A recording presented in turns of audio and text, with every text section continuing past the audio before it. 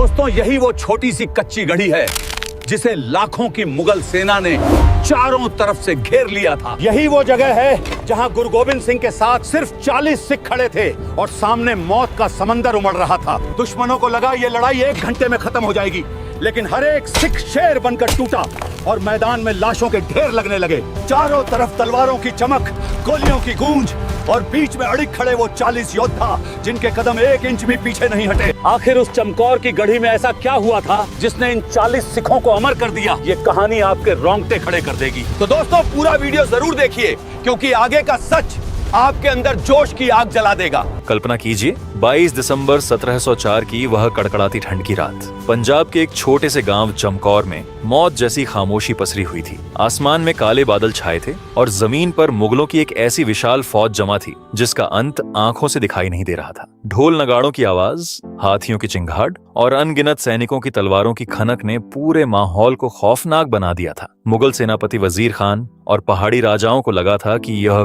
कोई युद्ध नहीं बल्कि 1 घंटे का आसान सा खेल है। उनका शिकार उनके सामने था, एक छोटी सी कच्ची मिट्टी की हवेली जिसे घड़ी कहा जाता था। लेकिन इस कच्ची घड़ी के अंदर कोई बड़ी फौज नहीं थी। अंदर मौजूद थे सिखों के 10वें गुरु श्री गुरु गोविंद सिंह जी, उनके 2 मासूम साहिबजादे और मात्र 40 भूखे प्यासे सिख योद्धा। बाहर खड़ी 10 लाख की फौज इस घमंड में चूर थी कि मुट्ठी भर सिख चंद मिनटों में घुटने टेक देंगे। मुगलों को लगा कि सूरज निकलने से पहले ही वे गुरु साहिब को जंजीरों में जकड़ लेंगे, लेकिन इतिहास कुछ और ही लिखने जा रहा था। उन 40 सिखों ने आत्मसमर्पण नहीं किया। उन्होंने मौत की आंखों में आंखें डाली और अगले 24 घंटों में मुगलों की लाशों के ऐसे पहाड़ खड़े कर दिए जिसे देखकर मुगल साम्राज्य की रूह कांप उठी। दुनिया के सैन्य इतिहास में बैटल ऑफ थर्मोपाइले का जिक्र बार बार होता है, लेकिन चमकौर की उस कच्ची घड़ी में जो हुआ वह केवल एक युद्ध नहीं था। वह शहादत, वैचारिक दृढ़ता और अदम्य साहस का वह चमत्कार था जो आज भी सुनने वालों के रोंगटे खड़े कर देता है।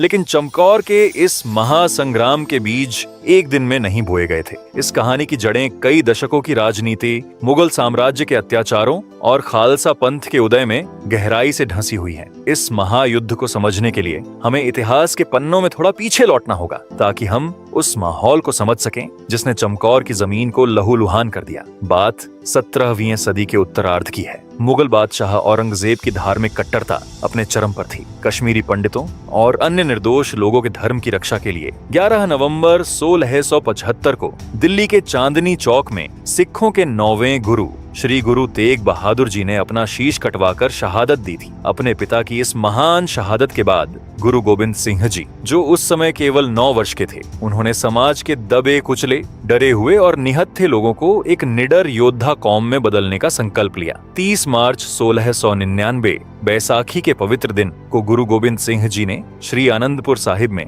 खालसा पंथ की स्थापना की। खालसा कोई साधारण फौज नहीं थी। यह संत सिपाही की एक ऐसी फौज थी जिसके एक हाथ में सिमरन की माला थी और दूसरे हाथ में मजलूमों की रक्षा के लिए उठी हुई तलवार। गुरु साहिब का स्पष्ट आदेश था कि खालसा एक ऐसा भाईचारा होगा जो अन्याय और अत्याचार के खिलाफ लड़ेगा, चाहे दुश्मन कितना भी ताकतवर क्यों ना हो। सिखों की इस बढ़ती शक्ति, सैन्य कौशल और समानता के सिद्धांत को देखकर आसपास के पहाड़ी राजा और मुगल सल्तनत घबरा गए। उन्हें लगा कि अगर इस ताकत को नहीं रोका गया तो उनकी सत्ता समाप्त हो जाएगी। गुरु गोविंद सिंह जी को खत्म करने के लिए मुगलों और पहाड़ी राजाओं ने हाथ मिला लिया। वजीर खान, जो कि सरहिंद का सूबेदार था, और जबरदस्त खान, जो कि लाहौर का सूबेदार था, उनके नेतृत्व में एक विशाल गठबंधन सेना ने आनंदपुर साहिब के किले को चारों तरफ से घेर लिया। यह घेराबंदी लगातार 7-8 महीनों तक चली। मुगलों का उद्देश्य किले के अंदर रसद और पानी की आपूर्ति रोककर सिखों को आत्मसमर्पण के लिए मजबूर करना था। किले के अंदर हालात बेहद भयावह हो चुके थे।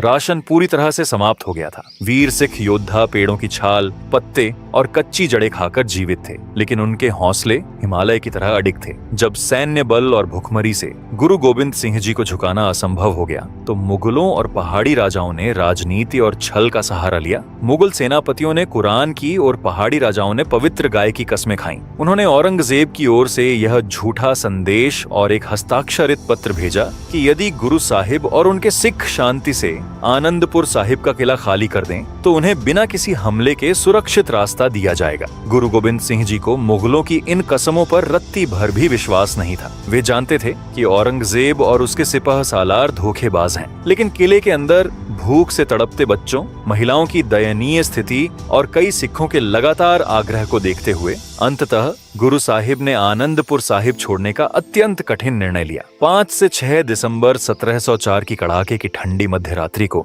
सिखों का एक छोटा सा काफिला भारी मन से अपने प्रिय श्री आनंदपुर साहिब को छोड़कर बाहर निकल पड़ा। सिखों का काफिला जैसे ही आनंदपुर साहिब की सीमाओं से बाहर निकला, मुगल सेना ने अपनी सभी पवित्र कस्में तोड़ दी। धोखेबाज मुगल सेना और पहाड़ी राजाओं ने पीछे से एक भीषण और कायरतापूर्ण हमला कर दिया। दिसंबर की वह रात किसी भयानक दुःस्वप्न से कम नहीं थी। कड़ाके की ठंड, मूसलाधार बारिश, घुप अंधेरा और सामने उफनती हुई सरसा नदी। पहाड़ों में हुई भारी बारिश के कारण सरसा नदी का जलस्तर उफान पर था। बर्फीला पानी किसी भी इंसान की हड्डियों को गला देने के लिए काफी था। एक तरफ बाढ़ से उफनती नदी और दूसरी तरफ खून की प्यासी लाखों की मुगल फौज। इस भयानक अफरा तफरी के बीच गुरु साहिब के 400 वीर सिखों ने मुगलों की विशाल सेना को रोकने के लिए रियर गार्ड की अत्यंत खतरनाक भूमिका निभाई।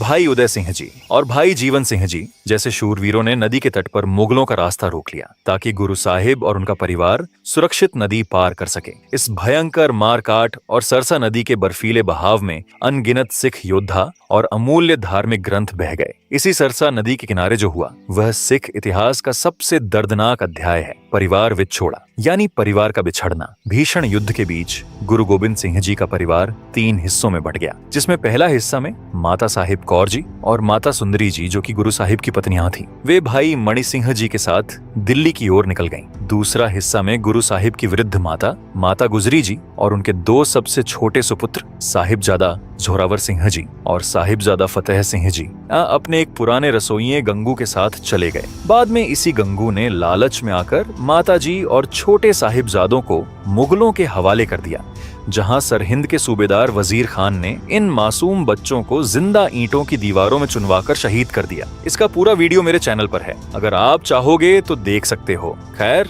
इधर तीसरा हिस्सा में गुरु गोबिंद सिंह जी, उनके 2 बड़े सुपुत्र साहिबजादा अजीत सिंह जी और साहिबजादा जुझार सिंह जी, 5 प्यारे और मात्र 40 सिख योद्धा किसी तरह लड़ते भिड़ते सरसा नदी को पार कर सके। इन 40 सिखों ने कई दिनों से कुछ खाया नहीं था। उनके कपड़े ठंड से भीगे हुए थे, शरीर पर युद्ध के गहरे घाव थे, लेकिन उनके भीतर खालसा का वह तेज धधक रहा था जिसे कोई मुगल तलवार बुझा नहीं सकती थी। ये छोटा सा दल नदी पार करके रूपनगर जिले के पास स्थित चमकौर नामक गांव की ओर बढ़ा। फिर 21 दिसंबर 1704 की ढलती हुई शाम गुरु साहिब और उनके 40 सिख चमकौर गांव पहुंचे। मुगल सेना खूंखार कुत्तों की तरह उनका पीछा कर रही थी। चमकौर का भौगोलिक परिवेश अत्यंत जटिल था। यहाँ का इलाका ऊबड़ खाबड़ था और घने जंगलों से घिरा हुआ था। इस प्राकृतिक बनावट ने मुगलों की भारी भरकम घुड़सवार सेना और तोपखाने की गति को कुछ समय के लिए धीमा कर दिया था, जिससे सिखों को मोर्चाबंदी का थोड़ा समय मिल गया। गांव पहुंचकर गुरु साहिब ने मुगलों से लोहा लेने के लिए एक सुरक्षित स्थान की तलाश की। उन्होंने चमकौर के स्थानीय मुखिया से आश्रय मांगा, लेकिन मुगलों के खौफ से उसने साफ इनकार कर दिया। हालांकि उस मुखिया के छोटे भाई ने हिम्मत दिखाते हुए अपनी एक पुरानी 2 मंजिला कच्ची मिट्टी की हवेली सिखों को सौंप दी। गुरु गोबिंद सिंह जी की सैन्य दूरदर्शिता यहाँ अपने चरम पर दिखाई देती है। उन्होंने देखते ही देखते उस छोटी सी कच्ची हवेली को एक अभेद्य सैन्य किले में तब्दील कर दिया। घड़ी की मिट्टी की दीवारें काफी ऊंची थीं, जो प्राकृतिक ढाल का काम कर सकती थीं। मुगलों की 10 लाख की सेना के पहुंचने से पहले ही गुरु साहिब ने अपने 40 योद्धाओं को एक अचूक सैन्य चक्रव्यूह में इस प्रकार तैनात कर दिया। देखो, हवेली की दीवारों में बनी 8 खिड़कियों पर 8-8 सिखों को तीर कमान और बंदूकों के साथ तैनात किया गया था। उनका काम साफ था, घड़ी की ओर बढ़ने वाले हर दुश्मन को दूर से ही रोक देना और आगे बढ़ने से पहले ही ढेर कर देना। घड़ी का केवल एक ही मुख्य द्वार था जो उत्तर दिशा की ओर खुलता था। इसकी सुरक्षा की जिम्मेदारी भाई कोठा सिंह जी और भाई मदन सिंह जी जैसे वीर योद्धाओं को सौंपी गई थी, जो किसी भी कीमत पर दुश्मन को अंदर घुसने नहीं देना चाहते थे। घड़ी की छत को कमांड सेंटर बनाया गया था। यहाँ गुरु गोबिंद सिंह जी, भाई दया सिंह जी, भाई संत सिंह जी और दोनों साहिबजादे बाबा अजित सिंह और बाबा जूझार सिंह तैनात थे। यहाँ से गुरु साहिब पूरे युद्ध क्षेत्र पर नजर रखते हुए अपने अचूक तीरों से दुश्मनों पर वार कर सकते थे। घड़ी के अंदर भाई आलम सिंह जी और भाई मान सिंह जी को यह जिम्मेदारी दी गई थी कि वे लगातार घूम घूम कर तीरों और हथियारों की आपूर्ति करते रहें ताकि किसी भी मोर्चे पर लड़ाई एक पल के लिए भी न रुके। यह तैनाती गुरिल्ला युद्ध और डिफेंसिव स्ट्रैटेजीज का एक ऐसा बेजोड़ नमूना थी कि जब मुगल सेना घड़ी के करीब पहुंची तो उन्हें ऐसा लगा जैसे वे किसी विशाल और अभेद्य सैन्य दुर्ग के सामने खड़े हों। फिर 22 दिसंबर 1704 की सुबह सूरज की पहली किरण के साथ ही मुगल सेना के नगाड़े बज उठे। वजीर खान की सेना ने चमकौर की घड़ी को चारों तरफ से इस तरह घेर लिया था मानो काले बादलों ने आसमान को ढक लिया हो। वजीर खान ने अहंकार में चूर होकर घड़ी के बाहर से आवाज लगाई कि अगर गुरु साहिब आत्मसमर्पण कर दें तो उनकी जान बख्श दी जाएगी। उसे पूरा यकीन था कि 40 भूखे प्यासे लोग भला कितनी देर टिकेंगे, लेकिन घड़ी के भीतर से कोई आवाज नहीं आई। जवाब आया तो सीधे गुरु गोबिंद सिंह जी के धनुष से छूटे एक सनसनाते हुए तीर के रूप में गुरु साहिब का वह तीर सीधा एक मुगल सैनिक के सीने को चीरता हुआ निकल गया। इसके साथ ही घड़ी की 8 खिड़कियों से सिखों ने तीरों और बंदूकों की ऐसी अचूक बौछार शुरू की कि घड़ी की ओर बढ़ने वाला हर मुगल सैनिक जमीन पर गिरने लगा। मुगल जनरलों को यह समझ नहीं आ रहा था कि एक मिट्टी की हवेली से इतनी भारी गोलाबारी कैसे हो रही है। अपनी सेना को पीछे हटते देख मुगल सेनापति नाहर खान ने बहादुरी दिखाने के इरादे से घड़ी की दीवार पर सीढ़ी लगाकर चढ़ने का दुस्साहस किया। जैसे ही नाहर खान का सिर दीवार के ऊपर दिखा, गुरु गोबिंद सिंह जी ने उसे ललकारा। गुरु साहिब ने अपने मजबूत धनुष से एक ऐसा सटीक और शक्तिशाली तीर मारा जो नाहर खान की छाती के मोटे लोहे के कवच को कागज की तरह फाड़ता हुआ आर पार हो गया। नाहर खान वहीं औंधे मुंह गिरकर ढेर हो गया। यह देखकर एक अन्य मुगल सेनापति गैरत खान अपनी टुकड़ी के साथ आगे बढ़ा, लेकिन कुछ ही पलों में वह भी सिखों के तीरों का शिकार होकर मारा गया। इसके अलावा गुल शेर खान और ख्वाजा मरदूद जैसे जनरलों को भी भारी नुकसान उठाना पड़ा। मुगल जनरलों के इस तरह मारे जाने से मुगल सेना में दहशत फैल गई। गुरु गोबिंद सिंह जी ने जफरनामा में ख्वाजा महमूद नामक एक सेनापति की कायरता का जिक्र करते हुए लिखा है कि वह मौत के खौफ से एक दीवार के पीछे छिप गया और सामने आकर लड़ने की हिम्मत ही नहीं जुटा सका। युद्ध दोपहर तक पहुंच चुका था। मुगलों के लगातार हमलों के कारण घड़ी के अंदर तीरों और बंदूकों का गोला बारूद खत्म होने लगा। अब दूर से युद्ध करना संभव नहीं था। तब गुरु गोबिंद सिंह जी ने एक नई और आक्रामक रणनीति अपनाई, हैंड टू हैंड कॉम्बैट, यानी आमने सामने की लड़ाई। गुरु साहिब ने तय किया कि सिख घड़ी के अंदर छिपकर नहीं मरेंगे। उन्होंने सिखों को 5-5 के छोटे जत्था यानी बैचेस में घड़ी से बाहर भेजकर मुगलों पर सीधा प्रहार करने का आदेश दिया। ये कोई साधारण हमले नहीं थे, ये आत्मघाती मिशन थे जिनका एकमात्र उद्देश्य था शहादत पाने से पहले अधिक से अधिक मुगलों को मौत के घाट उतारना। जिसमें पहला जत्था में गढ़ी का दरवाजा खुला और भाई खजान सिंह, भाई दान सिंह और भाई ध्यान सिंह का जत्था बाहर निकला। इन योद्धाओं ने बिजली की फुर्ती से मुगलों की सफों को चीर दिया और सैकड़ों सैनिकों को काटकर शहादत प्राप्त की, जिसमें 28 वर्षीय पंज प्यारों में से एक भाई मोहक्खम सिंह जी ने गुरु साहिब के सामने हाथ जोड़कर अकेले युद्ध क्षेत्र में जाने की आज्ञा मांगी। गुरु का आशीर्वाद पाकर वे घड़ी से बाहर निकले और अकेले ही मुगल सेना में ऐसा कहर बरपाया कि मुगल सैनिक अपनी जान बचाकर पीछे हटने लगे। वे तब तक लड़ते रहे जब तक कि पीछे से किए गए एक धोखे के वार ने उन्हें जमीन पर नहीं गिरा दिया। भाई साहिब सिंह और भाई हिम्मत सिंह ने गढ़ी के मुख्य द्वार से निकलकर तलवारों से ऐसा भीषण युद्ध किया कि मुगलों के आगे की पूरी पंक्ति साफ हो गई। उन्होंने बाज की तरह झपट कर दुश्मनों को काटा जब तक कि तीरों और गोलियों की बारिश ने उन्हें शहीद नहीं कर दिया। इन 5-5 के जत्थों ने मुगलों के खेमे में ऐसा मनोवैज्ञानिक खौफ पैदा कर दिया था कि 10 लाख की सेना को लगने लगा कि घड़ी के अंदर इंसानों की शक्ल में कोई जादुई शक्ति लड़ रही है। दुनिया के इतिहास में आपको कई ऐसे राजा और सेनापति मिल जाएंगे जिन्होंने युद्ध जीतने के लिए अपने सैनिकों की बलि चढ़ा दी, लेकिन चमकौर की धरती पर एक ऐसा पिता मौजूद था जिसने अपने ही धर्म और अपने ही सिखों की रक्षा के लिए अपने जिगर के टुकड़ों को अपने हाथों से सजाकर मौत के मुंह में भेज दिया। गुरु गोबिंद सिंह जी के लिए उनके जैविक पुत्र और उनके सिख अनुयायी दोनों एक समान थे। जब एक एक करके सिख योद्धा घड़ी से बाहर जाकर शहीद हो रहे थे, तब गुरु साहिब के सबसे बड़े सुपुत्र 18 वर्षीय साहिबजादा बाबा अजीत सिंह जी आगे आए। उन्होंने अपने पिता के सामने शीश झुकाया और युद्ध में जाने की आज्ञा मांगी। बाबा अजीत सिंह जी ने कहा, पिताजी, मेरा नाम अजीत है, मैं मुगलों से जीता नहीं जाऊंगा और यदि जीता गया तो मैं जिंदा वापस नहीं लौटूंगा। गुरु गोविंद सिंह जी की आंखों में गर्व के आंसू थे। उन्होंने अपने हाथों से अपने 18 साल के बेटे को शस्त्रास्त्र पहनाए और एक दूल्हे की तरह रणभूमि में विदा किया। घड़ी का दरवाजा खुला और बाबा अजीत सिंह जी, भाई आलम सिंह, महायोद्धा जवाहर सिंह, भाई ध्यान सिंह, भाई सुक्खा सिंह और भाई बीर सिंह के साथ बाहर निकले। युद्ध के मैदान में कदम रखते ही बाबा अजीत सिंह जी ने ऐसा भयंकर तांडव मचाया कि मुगल फौजों में भगदड़ मच गई। जब उनके तरकश के तीर खत्म हो गए तो उन्होंने अपने भाले से युद्ध किया। मुगल कमांडरों के लोहे के कवच से टकराकर जब उनका भाला टूट गया तो उन्होंने म्यान से अपनी तलवार निकाल ली। मुगल सेनापति अनवर खान ने जब उन्हें रोकने की कोशिश की तो बाबा जी ने अपनी कटार से उसे वहीं ढेर कर दिया। लेकिन धीरे धीरे लाखों की फौज ने इस अकेले 18 साल के युवा को चारों तरफ से घेर लिया। अंततः 320 से अधिक तीरों और गोलियों से छलनी होकर बाबा अजीत सिंह जी ने रणभूमि में हंसते हंसते शहादत प्राप्त की। गुरु गोविंद सिंह जी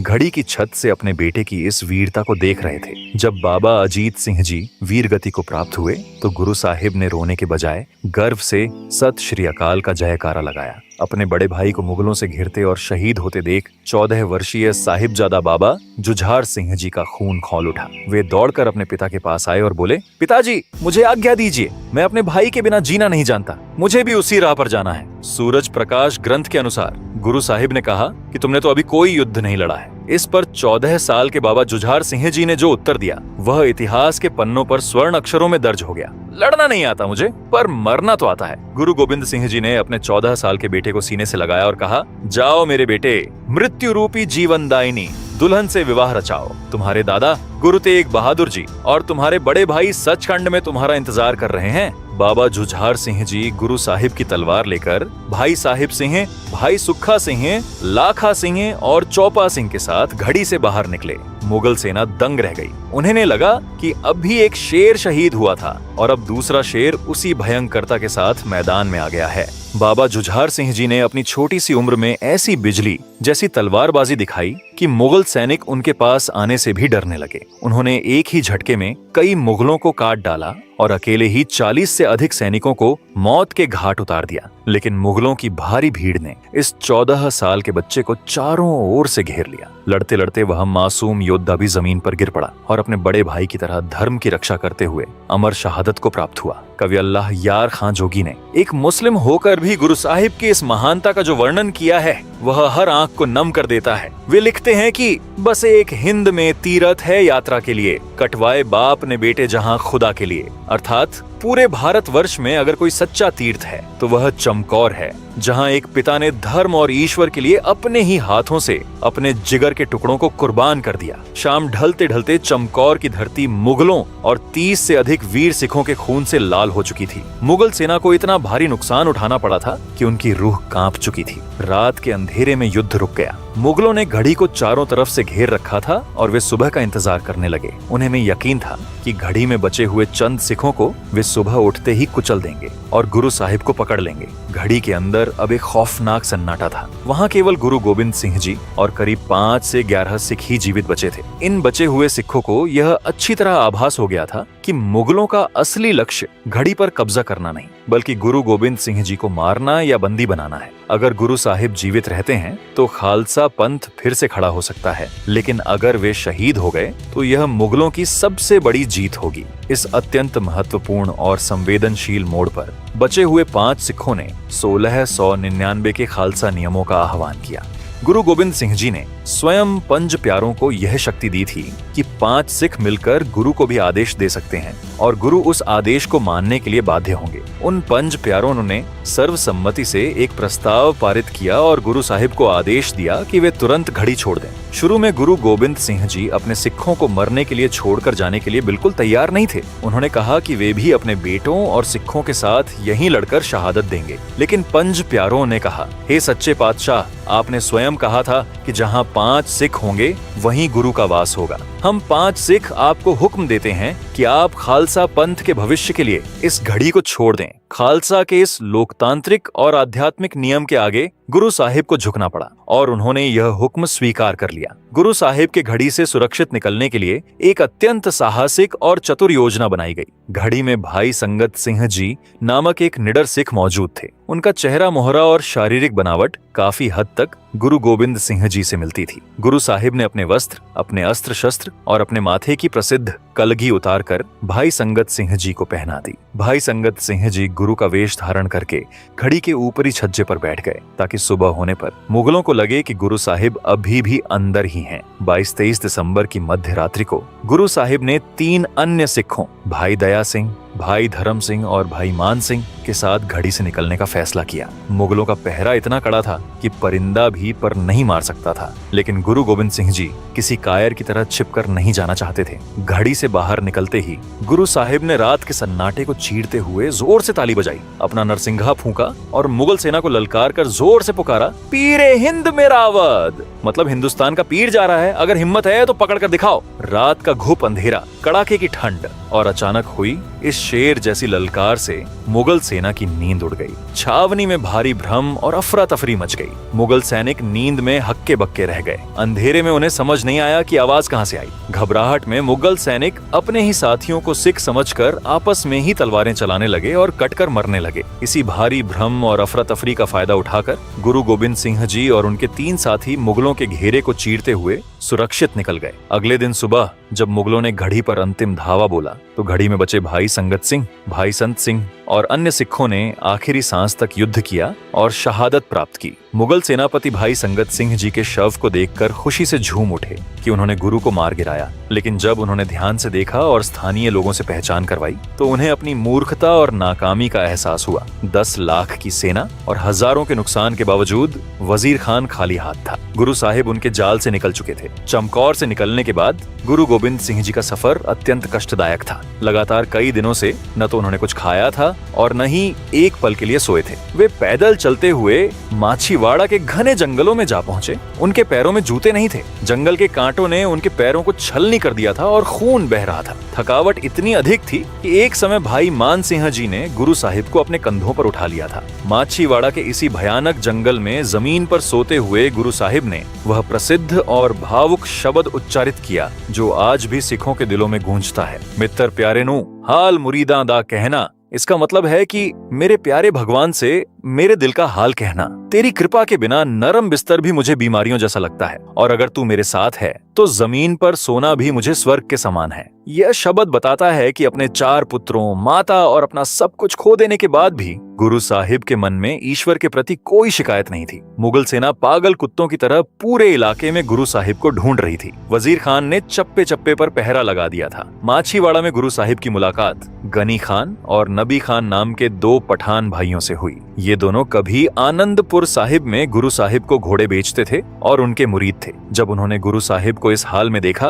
तो उन्होंने अपनी जान की परवाह किए बिना गुरु साहिब की मदद करने का फैसला किया। उन्होंने गुरु साहिब को नीले वस्त्र पहनाए और उन्हें उच्चदा पीर के रूप में एक पालकी में बैठाया। गनी खान, नबी खान और सिखों ने उस पालकी को अपने कंधों पर उठाया और मुगल छावनियों और पहरेदारों की आंखों में धूल झोंकते हुए उन्हें सुरक्षित निकाल ले गए। गुरु गोबिंद सिंह जी इन दोनों मुस्लिम भाइयों की निस्वार्थ सेवा से इतने प्रसन्न हुए कि उन्होंने उन्हें अपने पुत्रों के समान दर्जा दिया और एक हुक्मनामा लिख कर दिया। यह हुक्मनामा आज भी माछीवाड़ा साहिब गुरुद्वारे में पूरी श्रद्धा के साथ सुरक्षित है। माछीवाड़ा से होते हुए गुरु गोबिंद सिंह जी कई गांवों को पार करते हुए दीना कांगड़ नामक स्थान पर पहुंचे। यहाँ बैठकर उन्होंने मुगल बादशाह औरंगजेब को फारसी भाषा में एक ऐतिहासिक पत्र लिखा। इस पत्र का नाम था जफरनामा यानी विजय का पत्र। यह पत्र कोई साधारण पत्र नहीं था। यद्यपि चमकौर के युद्ध में गुरु साहिब ने अपना घर, अपने सैनिक और अपने प्यारे बेटे खो दिए थे, फिर भी इस पत्र का स्वर किसी हारे हुए व्यक्ति का नहीं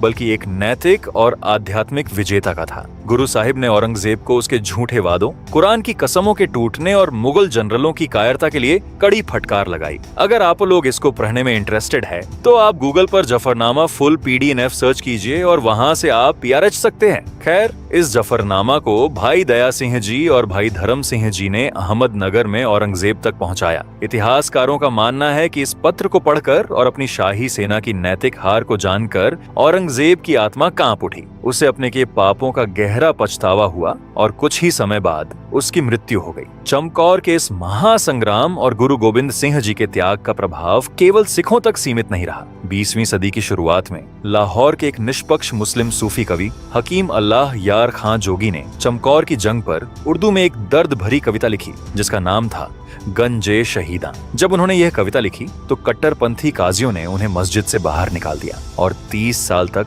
काफिर कहकर उनका बहिष्कार किया। लेकिन जोगी जी अपने सत्य पर अडिग रहे और कहा, मैं मोहम्मद के लिए काफिर हो सकता हूँ लेकिन गुरु गोविंद सिंह जी के लिए नहीं। मैं स्वर्ग में गुरु साहिब की बाहों में जगह चाहता हूँ। उनकी कविता की कुछ पंक्तियां आज भी चमकौर साहिब की दीवारों पर अंकित हैं। बस एक हिंद में तीरथ है यात्रा के लिए, कटवाए बाप ने बेटे जहाँ खुदा के लिए। उल्फत के ये जलवे कभी देखे नहीं हमने, हाँ देखना एक बात सुने भी नहीं हमने। न कहूँ अब की न कहूँ तब की, अगर न होते गुरु गोविंद सिंह तो सुन्नत होती सबकी। खैर, चमकौर का युद्ध आज केवल इतिहास की किताबों में बंद कोई घटना नहीं है। यह भारतीय उपमहाद्वीप के सांस्कृतिक और आध्यात्मिक हृदय की धड़कन है।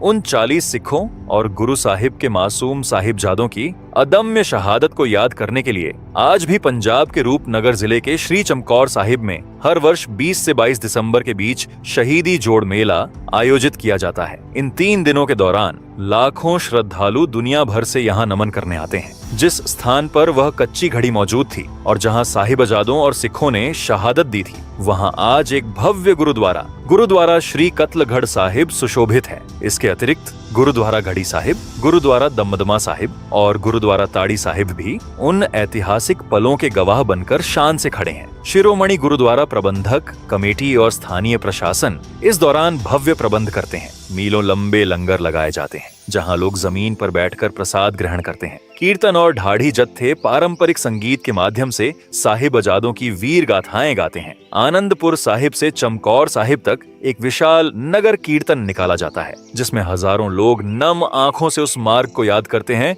जिससे गुरु साहिब गुजरे थे। यह मेला हमें सिखाता है कि जो लोग सत्य और न्याय के लिए अपना खून बहाते हैं वे कभी नहीं मरते, वे सदियों तक अपनी कौम के दिलों में जिंदा रहते हैं। तो उम्मीद है दोस्तों आपको यह गुरु गोविंद सिंह जी और चमकौर के युद्ध की कहानी सुनकर आंसू जरूर आए होंगे। अगर आपको ऐसी ही कहानियां हो पसंद है तो सारागढ़ी के युद्ध की कहानी भी जरूर देखें, जहां 10,000 खूंखार अफगानी पठानों के सामने सिर्फ 21 सिख सैनिक डटे रहे। वे चाहते तो सरेंडर कर सकते थे लेकिन उन्होंने आखिरी गोली और आखिरी सांस तक लड़ने का फैसला किया। एक एक सिख ने 40-40 दुश्मनों को काटा। स्क्रीन पर दिख रहे वीडियो पर जरूर क्लिक करें। तब तक अपने और अपने परिवार का ख्याल रखें। अंत में गुरु गोविंद सिंह जी के शब्द कह देता हूँ, चिड़ियों से मैं बाज लड़ाऊं, गीदड़ों से मैं शेर बनाऊं, 1.25 लाख से एक लड़ाऊं, तभी गोविंद सिंह नाम कहाऊं। आप लोग भी यह कमेंट में जरूर लिखें। जय हिंद।